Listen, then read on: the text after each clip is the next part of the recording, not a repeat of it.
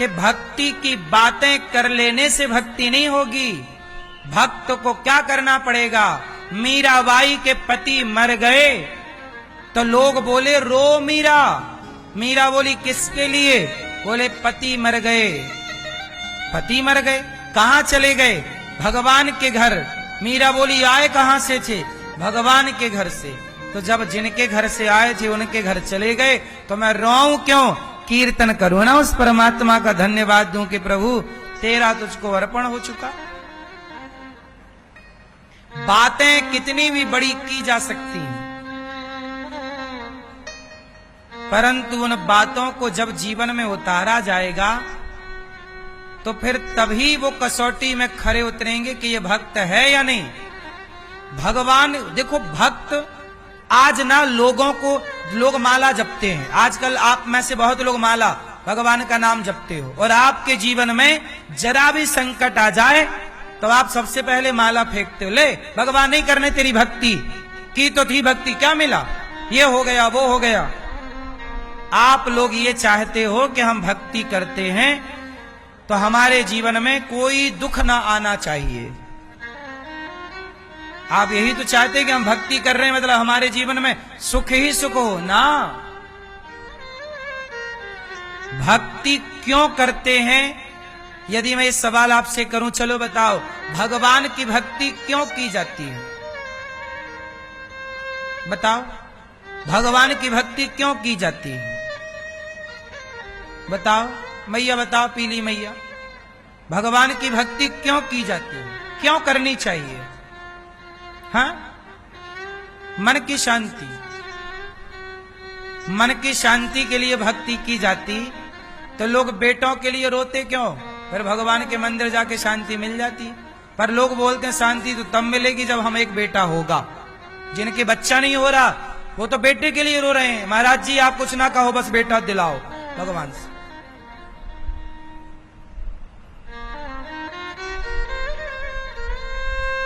भगवान की भक्ति क्यों करनी चाहिए? क्यों की जाती है? आप लोग क्यों भक्ति करते हो? उद्देश्य पता नहीं है ना, इसलिए जब उद्देश्य ही पता नहीं, इसलिए भक्ति प्रगाढ़ नहीं हो पाती। भक्ति उस चरम सुख तक, उस चरम तक नहीं पहुंच पाती जहां उसे पहुंचना चाहिए। मीरा की भक्ति उस चरम तक पहुंच गई कि मीराबाई द्वारिका गई और भगवान के प्रेम में, भगवान की याद में ऐसी डूबी कि मानो प्राण निकल जाएंगे। तो मीराबाई के प्रेम के आगे भगवान विवश हो गए और द्वारिकाधीश का मुंह खुला और पूरी की पूरी मीराबाई भगवान द्वारिकाधीश के मुखमंडल में समा गई। कहीं मीरा की समाधि नहीं है, मीरा द्वारिकाधीश के भगवान के मुख में समा गई। ये स्थिति चैतन्य महाप्रभु, ये जगन्नाथ जी की यात्रा आने वाली है इसी महीने में। जगन्नाथ जी की यात्रा में सम्मिलित हुए थे चैतन्य महाप्रभु, गौरांग महाप्रभु। कीर्तन करते करते ऐसे भाव विह्वल प्रेम में डूब गए महाप्रभु कि भगवान जगन्नाथ जी को उनका प्रेम देखा नहीं गया। और जैसे बच्चे को रोते हुए देख मां दौड़कर उसे हृदय से लगा लेती है, ऐसे महाप्रभु के प्रेम को देखकर भगवान जगन्नाथ जी का मुंह खुला और लाखों लोगों को देखते देखते, सबके देखते देखते चैतन्य महाप्रभु भगवान जगन्नाथ जी के मुखमंडल में समा गए। यात्रा के दौरान जगन्नाथ जी के भीतर चैतन्य महाप्रभु चले। ऐसे ऐसे प्रेम को पाना, ऐसी स्थिति को पाना, ये कब संभव है? जब मोह समाप्त हो जाए, ना शरीर का मोह रह जाए, ना परिवार का मोह रह जाए। आजकल स्थितियां ये हैं, चलो जवानी में मोह रहे तो रहे मेरी मां, कम से कम बुढ़ापे में तो मोह से निकल जाओ। अब तो मोह में उलझकर पा क्या लोगी? अब क्यों इतना मोह? अब भगवान के आश्रित हो जाओ, अपना भला चाहती हो तो। और यदि मोह में फंसी रही तो भरत जी जैसे ज्ञानी एक मृग के मोह में फंस गए तो उन्हें मृग बनना पड़ा था। ये मोह तुम्हारा दुर्गति कराएगा तुम्हारी, और किसी का ना बिगाड़ता मोह। तुम्हारा मोह तुम्हारा ही सब बिगाड़ेगा, हमारा मोह हमारा बिगाड़ेगा। इसलिए मोह में ना पड़ो।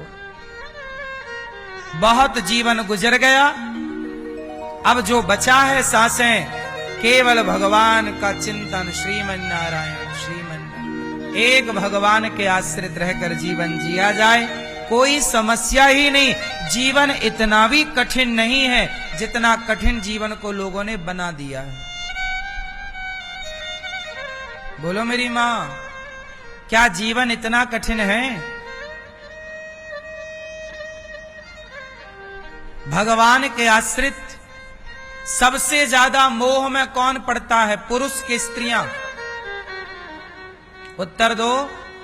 मोह की बीमारी ज्यादा किसे है, पुरुषों को कि स्त्रियों को? जोर से, जोर से, जोर से। हां, मोह की सबसे ज्यादा बीमारी स्त्रियों को रहती है।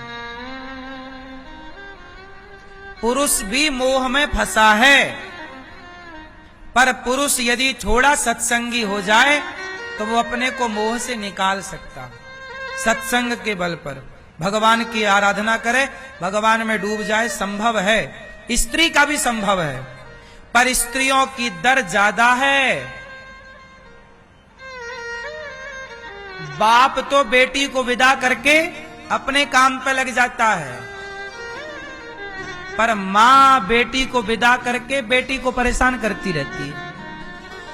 क्या खाया, क्या बनाया, दाल में नमक डालना भूल गई? अच्छा,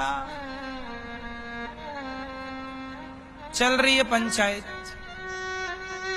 बोलो हां। स्त्रियों का मोह ज्यादा है।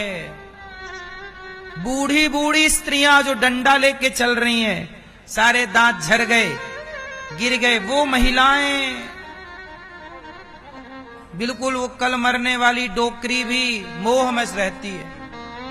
इसलिए अब ये तुम्हारी सेहत के लिए सही नहीं है। मोह का परित्याग कर दोगे तो जीवन जीने का, मानव शरीर पाने का फल प्राप्त कर लोगे। मानव शरीर पाने का फल क्या है? भगवत प्राप्ति, ईश्वर की प्राप्ति। भगवान में चित्त लगाओ, मन लगाओ और सबसे मन को हटाओ।